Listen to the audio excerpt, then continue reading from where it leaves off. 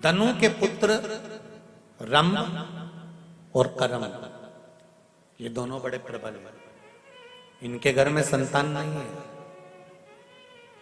दोनों ने तप साधना पानी में जाकर करी, जल में बैठकर तप साधना करी। मगर आया, करम्ब को खा गया।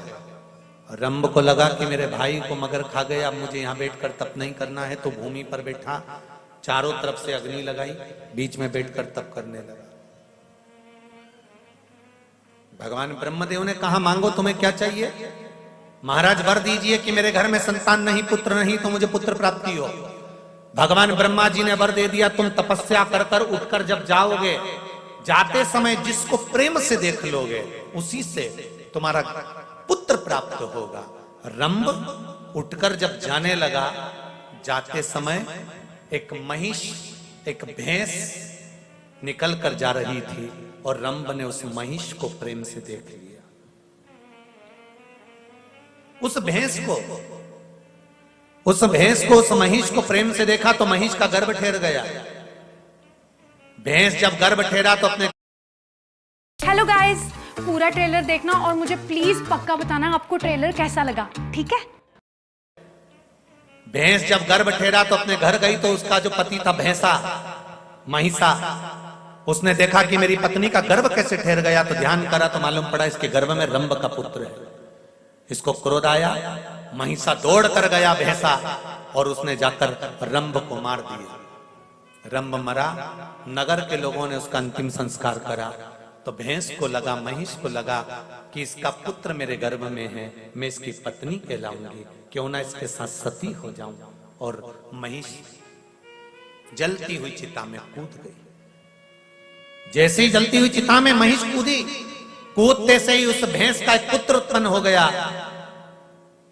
धधकती हुई चिता की अग्नि में से बाहर निकला, उसका नाम महिषासुर हो गया। महिषासुर ने ब्रह्मा जी का वर प्राप्त करा कि मुझे वर दो, मैं किसी के हाथ से ना मरूं। ब्रह्मा जी ने कहा, ऐसा नहीं हो सकता, मरना तो पड़ेगा, तो अगर वर दीजिए, अगर मरूं तो किसी स्त्री के हाथ से मरूं। तथास्तु कह दिया।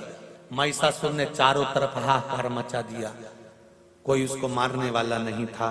तब देव अधिदेव महादेव के पास में जाकर निवेदन करा, आप कुछ करिए और इस महिषासुर को मार दीजिए। शिवजी ने कहा कि महिषासुर को तो स्त्री मारेगी,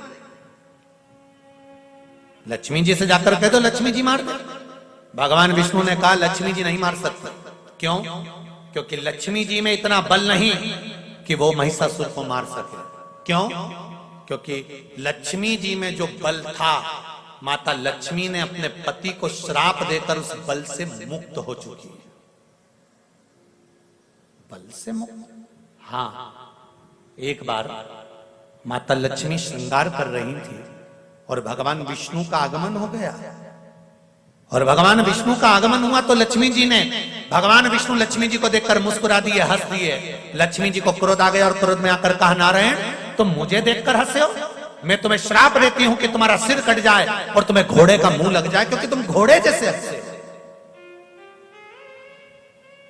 भगवान विष्णु का हयग्रीव अवतार हुआ लक्ष्मी के इसी श्राप से, घोड़े का मुख लग गया। तो लक्ष्मी ने अपने पति जी से अपशब्द कह दिए थे, इसलिए इसमें बल नहीं है। तो सरस्वती से कहो वो महिषासुर को मार दे।